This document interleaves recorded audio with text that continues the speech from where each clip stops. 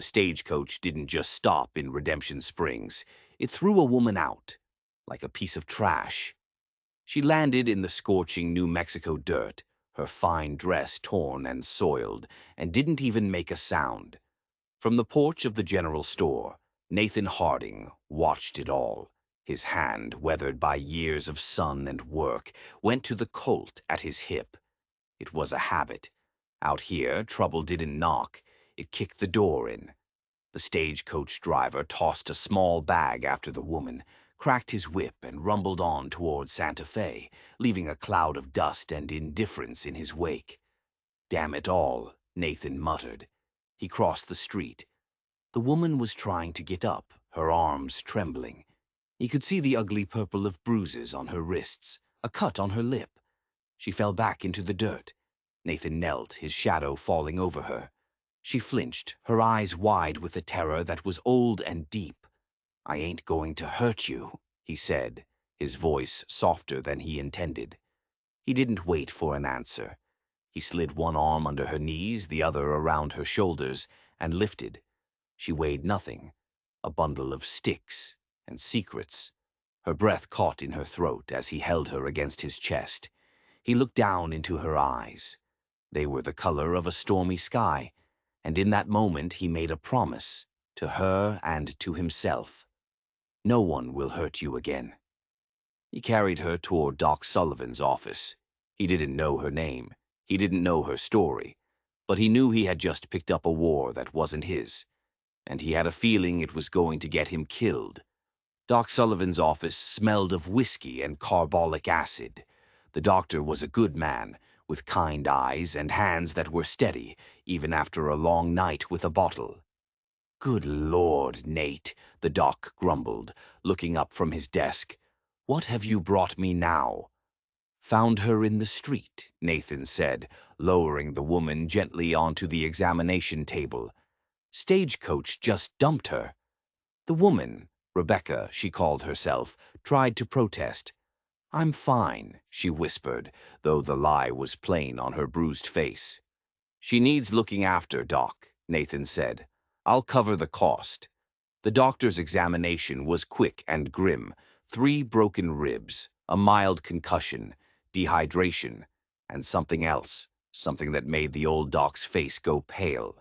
He pulled back the torn collar of her dress, revealing the skin of her shoulder. There, seared into her flesh, was a small, intricate brand, a coiled snake eating its own tail. "Where did you get this?" the doctor asked, his voice suddenly sharp. Rebecca just shook her head, tears welling in her eyes. Nathan had seen brands on cattle his whole life. He'd never seen one on a human being. "What is it?" Doc Sullivan looked from the brand to Nathan, and his eyes were full of a fear that chilled the room. "It's the mark of the Black Creek Syndicate," he whispered. "The most ruthless gang of thieves and killers in the territory." He leaned closer. "Nate, you need to walk away from this, right now. Men who cross the Syndicate don't just die. They disappear." But Nathan was looking at Rebecca, at the raw terror in her stormy eyes.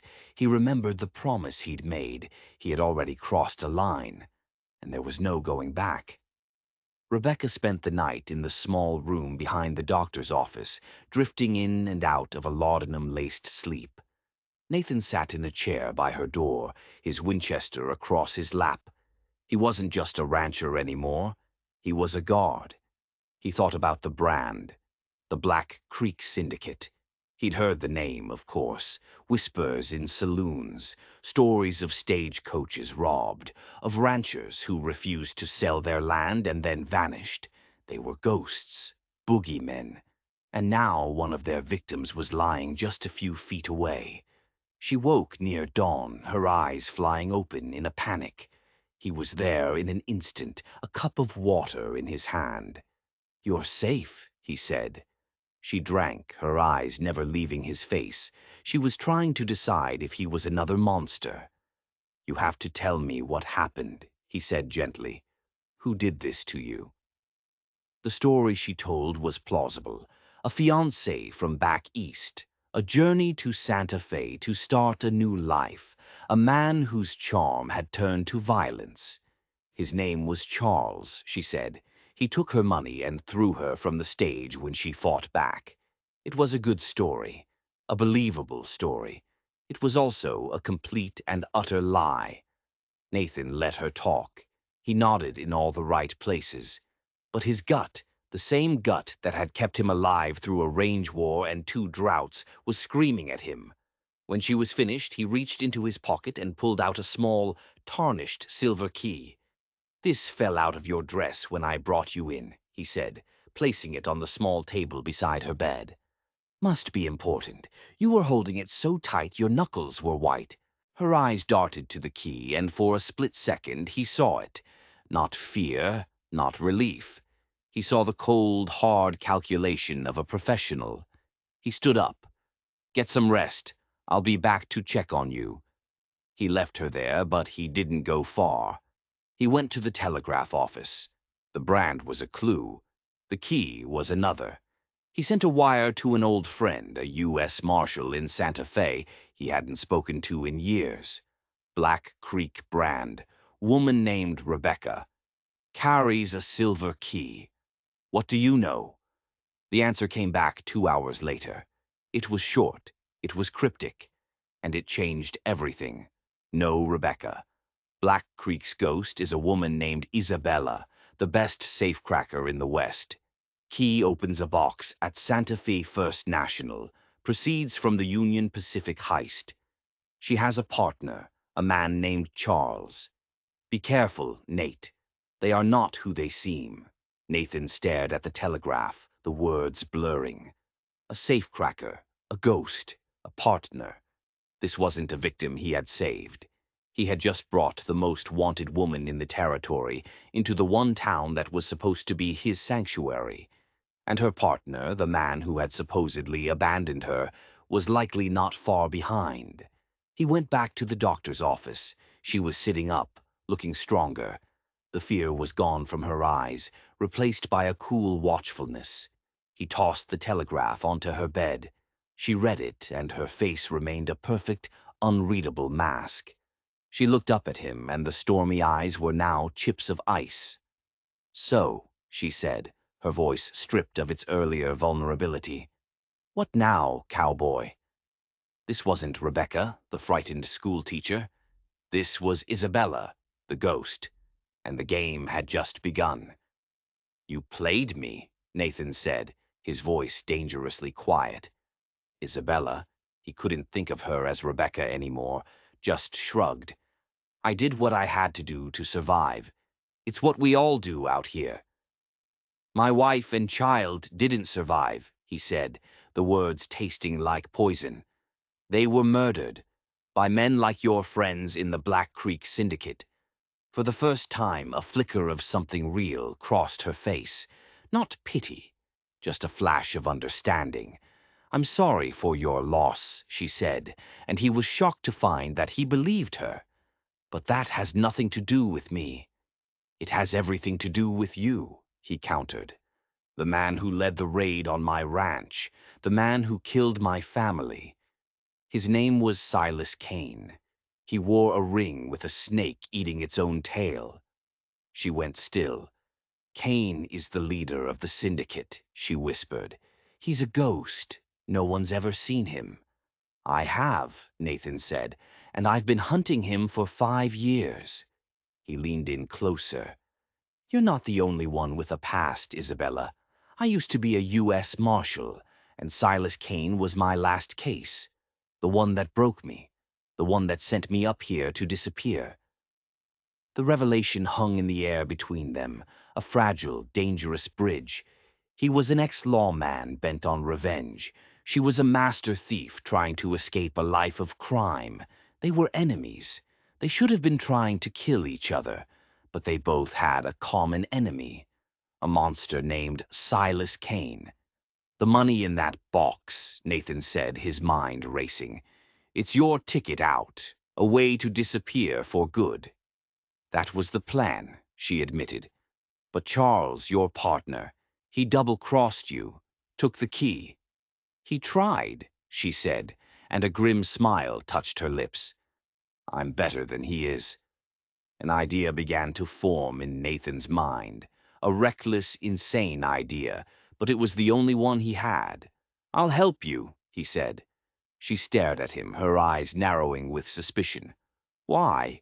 Because that money is the only thing that will draw Silas Kane out of the shadows, he said. He won't let a score that big just walk away. He'll come for it. He'll come for you. And when he does, I'll be waiting.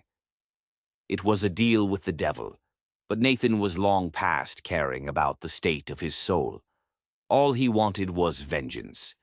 My price is half, Isabella said, all business now. Your price is you help me kill Kane, he shot back. After that, you can have all the money. I don't give a damn about the gold. She held his gaze for a long moment, weighing the odds, judging the man in front of her. All right, Marshal, she said finally, extending a hand. You've got a deal. Her hand was small, but her grip was firm. As their skin touched, a jolt went through him, a spark of something he hadn't felt in years. Something that was dangerous and complicated, and felt a lot like being alive again. But as he let her hand go, he had a sinking feeling in his gut. He was making a pact with a ghost, and he was about to find out that ghosts have secrets of their own, secrets that could get them both buried.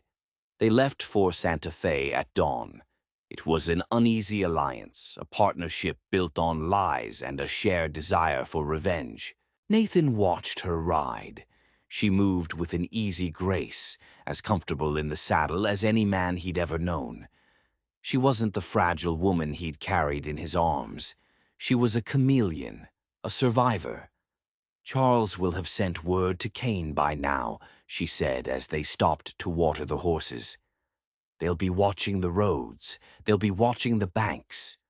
So we don't take the roads, he said, and we don't go in the front door. He knew this territory. He knew the hidden trails, the forgotten canyons. And she knew how to open doors that were meant to stay locked. They were a dangerous team.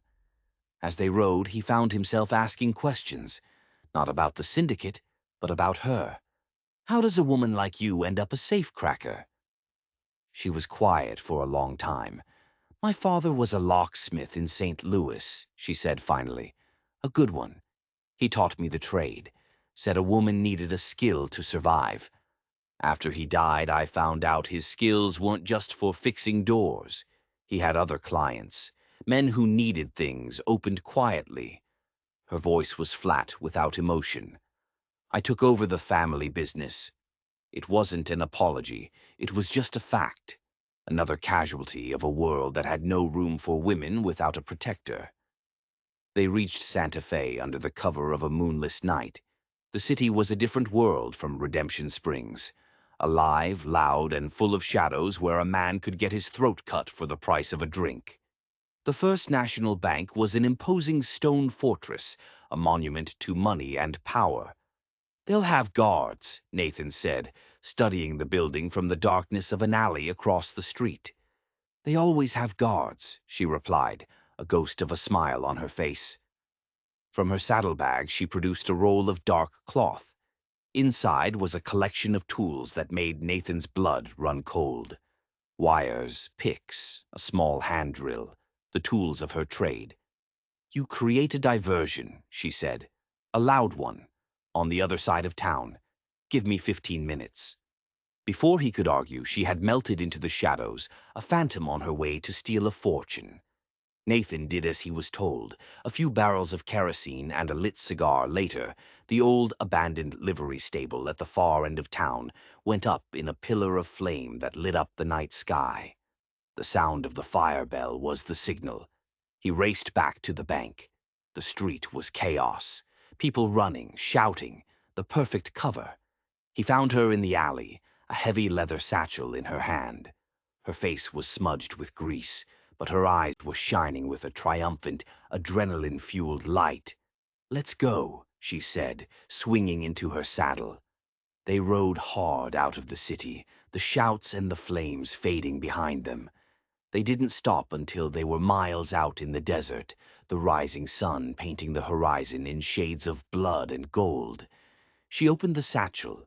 It wasn't full of gold bars or stacks of cash.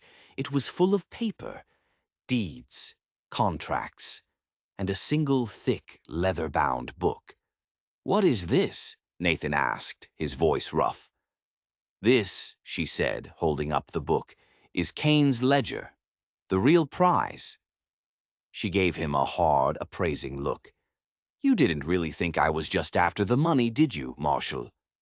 The twist landed like a punch to the gut. She had played him again. This was never about a simple heist. This was about something much bigger, and he had just helped her steal the syndicate's most valuable secret. "Who are you?" he asked, the question raw. "I'm the woman who's going to burn Silas Kane's world to the ground," she said, and in her eyes he saw a fire that was hotter and more dangerous than any livery fire he could ever set. He had made a deal with the devil, and he was just now realizing he had no idea what the terms were. "The money from the Union Pacific heist was a lie," Isabella said, her voice cold and sharp in the dawn light. "A story I fed to Charles, a story I knew he'd feed to Kane. It was the only way to get them to lead me to where the real prize was hidden." "The ledger," Nathan breathed, staring at the book in her hands. "My father wasn't just a locksmith," she said, and now the story was different, the truth unfolding like a hidden map. He was Kane's bookkeeper. He handled all the syndicate's finances, the bribes, the land grabs, the payroll for his killers. "It's all in here." She looked up at him, and her eyes were filled with a grief and a rage that was 20 years old.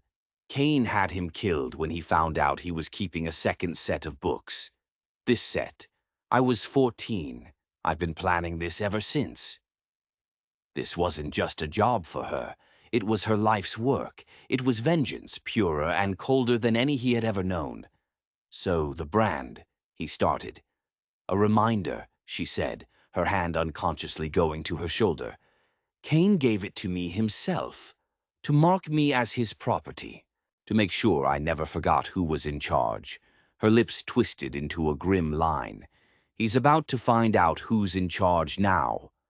The plan she laid out was audacious, it was brilliant, and it was almost certainly a suicide mission.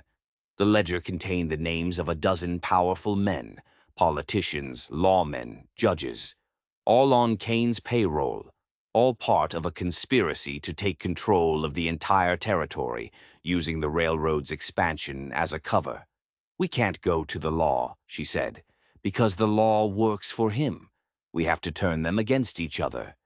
She showed him the entries: bribes paid to a territorial judge in Tucson, protection money given to a U.S. Marshal in Prescott, land deeds forged in the name of a senator in Washington. "We leak this information," she said, "a page at a time. We create chaos. We make them panic. A panicked man makes mistakes. And when they all turn on each other, Kane will be left standing alone. And that's when we take him." It was a war fought with whispers and ink, not just bullets. It was a game he had never played before. "Where do we start?" he asked. "We start with the man who thinks he's coming to kill us," she said, a dangerous glint in her eye. "We start with Charles." They found him 2 days later in a dusty little town on the Mexican border. He wasn't expecting them. He thought they were still running, still hiding. They didn't give him a chance to draw. Nathan took him down hard, the fight over before it even began. They tied him to a chair in a cheap hotel room. "What do you want?" Charles sneered, trying to sound brave. Isabella placed a single page from the ledger on the table in front of him. A page that detailed a secret payment made to a competing gang, a payment authorized by Charles to have one of Kane's own lieutenants ambushed and killed. A power play. Charles went pale. "Kane is a man who values loyalty above all else," Isabella said sweetly. "I wonder what he'll do when he sees this." "You wouldn't," Charles whispered. "You have 2 choices," Nathan said, his voice hard as iron. You can ride to Tucson and deliver a message to Judge Harrison for us, or we can mail this page to Silas Kane. Your call. Charles broke. He told them everything. He confirmed the names in the ledger. He told them about a secret shipment of rifles Kane was expecting, a shipment that would give the syndicate enough firepower to start their own private war. The rifles are coming through Redemption Springs, Charles stammered. In 3 days. Kane's coming himself to oversee the transfer. Redemption Springs. It was all coming back to his home, to the place where it all began. They had their target. They had their timeline. What about him? Nathan asked, nodding toward Charles. Isabella looked at the man who had beaten her, betrayed her, and left her for dead. She could have killed him. Nathan would have helped, but she just shook her head. He's not worth the bullet. She tore the ledger page in half. Go, she said to Charles. Disappear. If I ever see you again, I'll finish what Kane started. The man scrambled from the room, a broken, terrified shell. Justice wasn't always about a bullet. Sometimes it was about letting a man live with his own cowardice. Now all that was left was the final act. All that was left was Silas Kane, and he was riding straight into their trap. They rode back to Redemption Springs with a sense of grim purpose. This was the end of the line. For everyone. Doc Sullivan's eyes went wide when he saw them. I thought you two were long gone. We're back to finish it, Nathan said. They showed him the ledger. The old doctor's hands shook as he read the names. Men he knew, men he'd trusted. The whole damn town is rotten, he breathed. Not all of it, Isabella said, her gaze steady. We need your help, Doc, and the help of anyone else in this town who isn't on Kane's payroll. That night, in the back room of Doc Sullivan's office, a small band of unlikely allies gathered. 2 ranchers who Kane had tried to run off their land. The blacksmith whose brother had been killed in a dispute with some of Kane's men, and the quiet telegraph operator who had been forced to send coded messages for the syndicate for years. They were outnumbered. They were outgunned. But they had the truth on their side, and they had a thirst for justice. The plan was simple, desperate. They would let the rifle shipment arrive. They would let Kane feel secure. Then they would hit him from all sides. The next 2 days were a blur of preparation. Nathan felt like a captain again, planning a battle. He positioned his small army in the hills, overlooking the trading post. Isabella, using her unique skills, worked on the trading post itself, setting traps that were both brilliant and terrifying. As they worked side by side, something shifted between them. The mistrust was gone, replaced by a quiet, profound respect. He saw the woman she could have been if the world hadn't tried to break her. And she, he suspected, saw the man he was, beneath the layers of grief and solitude. The night before the shipment was due to arrive, they stood on the porch of the general store, looking out at the silent, sleeping town. Are you scared? He asked. Terrified, she admitted. But I've been scared my whole life. At least this time I'm scared on my own terms. He reached out and took her hand. You're not alone. I know, she said, her fingers lacing with his. The next day the wagons arrived, 6 of them, heavily guarded, and riding at their head on a big black stallion was Silas Kane. He was just as Nathan remembered, tall, charismatic, with eyes that held no light, no warmth, the eyes of a predator. The trap was sprung at dusk. The first explosion took out the lead wagon, blocking the road. Nathan's ranchers opened fire from the hills. The syndicate men, caught completely by surprise, scrambled for cover. The battle for Redemption Springs had begun. It was chaos. Gunfire and shouting echoed through the small town. But Nathan's plan was working. They had the high ground. They had the element of surprise. Kane, however, was no fool. He quickly rallied his men, organizing a defense from behind the remaining wagons. He was a general in his own right, and he wasn't going to go down without a fight. Nathan saw him directing his men, and a cold rage filled him. This was it, the moment he had waited 5 years for. He left the ranchers and slipped down into the town, moving through the alleys, a ghost on a mission of vengeance. He found Kane near the trading post, using the stone walls for cover. Nathan raised his rifle. He had a clear shot. He could end it right now. But a voice in his head, a voice that sounded a lot like Isabella's, stopped him. Justice wasn't just about a bullet. "Kane!" he yelled. The man spun around, his own gun coming up. For a long moment, the two men just stared at each other across the dusty street, the student and the monster. "I knew you'd come back for me, Marshal," Kane said with a smirk. "This is for my wife," Nathan said, his voice flat. "This is for my child." "They were a liability," Kane said, his voice devoid of any remorse. "Just like you are." He fired.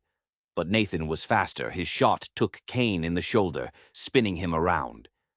Nathan's second shot took out his knee. The man went down, screaming. Nathan walked toward him, his gun steady. He could kill him. He should kill him. But then he saw Isabella, standing on the porch of the trading post. She was holding the ledger, and her eyes weren't filled with hate. They were filled with a weary sadness. He lowered his gun. "It's over," he said to Kane. The fight was done. Kane's men surrendered. The battle was won. But the war for the soul of the territory was just beginning. With Silas Kane and his men in chains, the truth finally came out. The ledger was a key that unlocked a Pandora's box of corruption. U.S. Marshals descended on the territory, and one by one, the powerful men whose names were in that book were arrested. Judges, senators, lawmen. Kane's empire crumbled to dust. Redemption Springs became a symbol of something new, a place where ordinary people had stood up to the powerful and won. Nathan and Isabella testified at the trials. Her story, told in a clear, steady voice, captivated the nation. She was no longer Isabella the ghost, the notorious safecracker. She was a symbol of resilience, a woman who had fought back against a corrupt system and brought it to its knees. When it was all over, they found themselves back on the porch of the general store in Redemption Springs. The town was quiet again, but it was a different kind of quiet, a peaceful quiet. "What now?" Nathan asked. Isabella looked out at the mountains, and for the first time her face was completely free of shadows.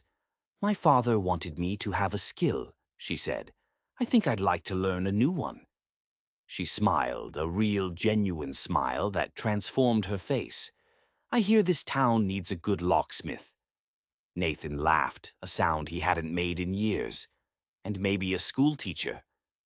She looked at him, her stormy eyes now as clear as a summer sky. "Maybe." He took her hand. "My ranch is empty," he said. "It's a big place, plenty of room for a new life." She squeezed his hand. "It sounds like a good place to start." They had both been running from ghosts for a long, long time. But here, in this small town built on the ashes of a corrupt empire, they had finally found something to run toward. Each other. Sometimes the greatest treasures aren't hidden in a safe. They're found in the courage to stand up for what's right and the hope of a second chance. If this story of justice and redemption in the Old West got your heart pounding, do us a favor and hit that like button. Let us know in the comments where you're watching from. And don't forget to subscribe for more tales of the unsung heroes who tamed the wild frontier.